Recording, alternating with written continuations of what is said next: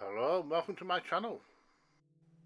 In this video I've got both Rhino and Zombie Rhino to paint up for the Marvel Zombies game.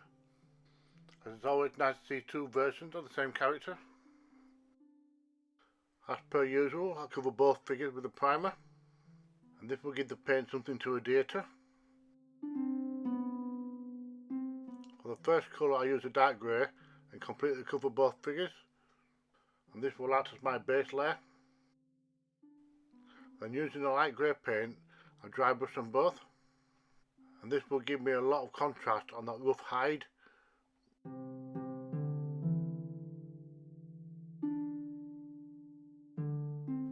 Added on a flesh colour to the mouth of the regular Rhino, and then for the zombie version, add on the flesh colour for all the open wounds, and on this guy there's quite a lot. That is followed up by a flesh wash.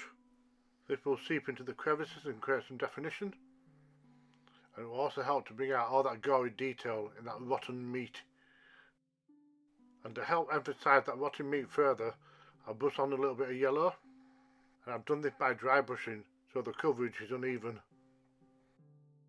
Now there are some details which need adding on in white, starting off with the teeth and eyes on the regular Rhino, and that's followed by his horn and his toenails, and I'm guessing it's his first time having his toenails painted. And I also repeat the same details on the zombie version, except it now includes his skull face, all the protruding bones on his back, as well as a protruding bone on his left leg.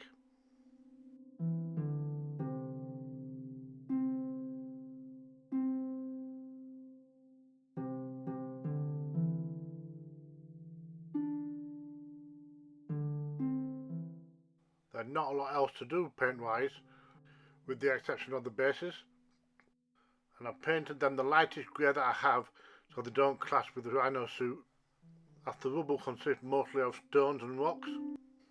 It's quite tricky to paint around his hands and feet, but I do the best I can to avoid any touch-up work.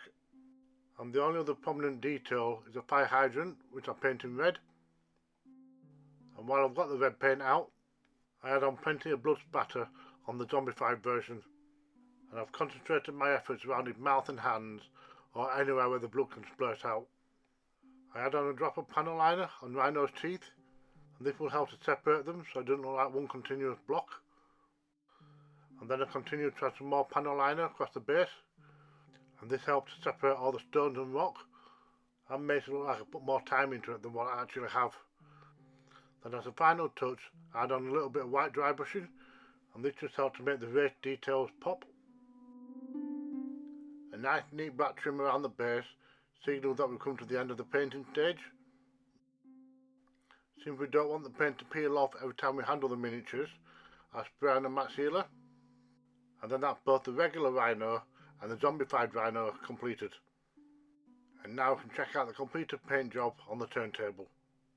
And these guys certainly look like formidable opponents, deadly when alive and deadlier when dead.